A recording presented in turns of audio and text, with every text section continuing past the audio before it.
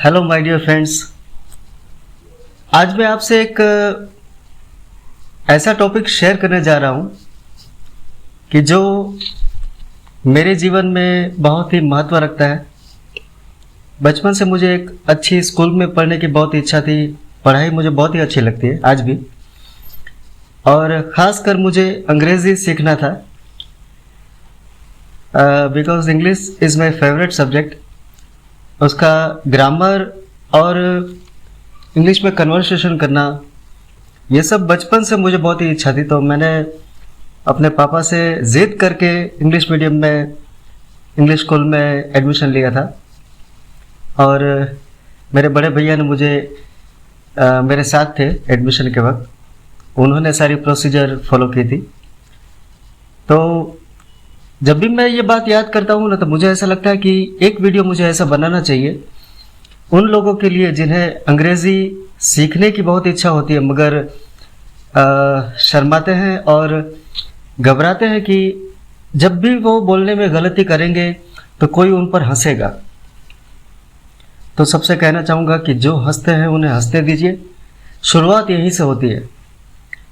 मुझे भी शुरुआत में एक बार मेरा बहुत ही ज़्यादा इंसल्ट हुआ था। पूरी क्लास मुझ पर हंसी थी, ऐसा कुछ मैंने बोल दिया था गलत।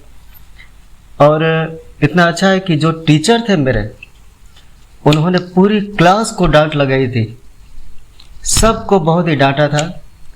और जब टीचर ने मेरी फेवर की ना, तो मुझे बहुत ही अप्रिसिएशन मिला और मेरी स्टडी तो कंटिन्यू रही, लेकिन मेरा उत्साह और भी बढ़ गया पढ़ाई के प्रति। इंग्लिश सीखना मुझे बहुत ही मेरी इच्छा थी, तो वो उसको एक सपोर्ट मिला जब टीचर ने मुझे अप्रिशिएट किया। पूरी क्लास को डांट लगाई कि इसकी गलती पर क्यों हंसे तुम लोग। तो ऐसा होता है, लेकिन इस समय हिम्मत रखनी पड़ती है। तो आपको भी अगर अंग्रेजी सीखनी हो तो बहुत ही अच्छी बात है। गूगल की एक बहुत ही अच्छी एप्लीकेशन है, गूगल ट्रांसलेट, तो उससे आप सीख सकते हैं। और उसका ग्रामर सीखना बहुत ज़रूरी होता है, व्याकरण जिसे कहते हैं। शुरुआत यहीं से होती है, बराबर। फिर धीरे धीरे आप शुरुआत करोगे ना, तो वो लैंग्वेज अपने आप डेवलप होती जाएगी। ग्रामर बहुत ज़रूरी है, और सबसे ज़्यादा इम्पोर्टेंट मुझे ऐसा लगता है, जो कि मेरे टीचर ने भी कहा था मुझसे एक बार, मतलब कि क्लास में, कि एक तो ग्रामर और वर्ड पावर। वर्ड पावर से क्या मतलब है कि अंग्रेजी के शब्द, हिंदी के शब्द, ये दोनों आपको पता होने चाहिए कि ये हिंदी शब्द है तो इसका अंग्रेजी शब्द ये होता है, इसका ये मतलब होता है, इसको यहाँ पर इस तरह से वाक्य में यूज़ किया जाता है।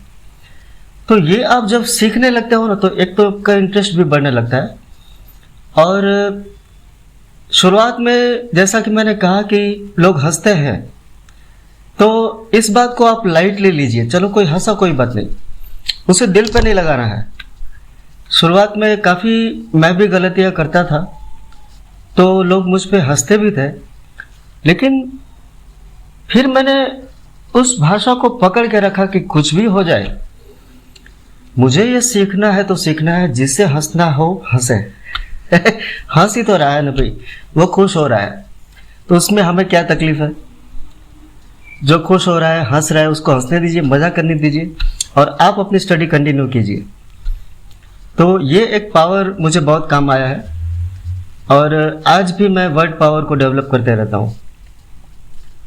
और कोई वर्ड, बहुत सारे वर्ड नए भी होते हैं मेरे लिए, सबके लिए, क्योंकि स्टडी जो है, ज्ञान जो है, वो एक सागर कहा जाता है। कि उसका मतलब ऐसा नहीं है कि आपने कुछ सीख लिया तो बस वहाँ पे एंड आ गया। एंड आता ही नहीं है कहीं पर भी, ठीक है। कुछ भी आप सीखो, जितना सीखा हो उतना सीखना बाकी रहता है, ठीक है। तो हर रोज़ उसको थोड़ा थोड़ा डेवलप करते रहिए, तो definitely you will be able to speak in English fluently.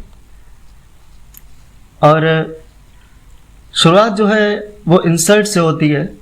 सब लोग हंसेंगे, मजाक उड़ाएंगे, इसे एक्सेप्ट कर लीजिए, ठीक है, चलो भाई मज़े करो, तुम भी खुश रहो। लेकिन मुझे सीखना है तो मैं सीख कर ही रहूँगा या रहूँगी। ठीक है, तो ये एक वीडियो बनाने की मेरी बहुत इच्छा थी काफ़ी समय से। तो गूगल ट्रांसलेट एक बहुत ही अच्छा ऑप्शन है। आज भी कोई वर्ड मुझे मुश्किल लगता है ना, तो मैं तुरंत उसका ट्रांसलेशन देख लेता हूँ गूगल में, तो फिर उसको मैं परफेक्ट यूज़ कर सकता हूँ। ठीक है, तो एक शुरुआत आप कीजिए, फिर रास्ता मिलते जाएगा। ठीक है, okay, thank you very much, thanks a lot.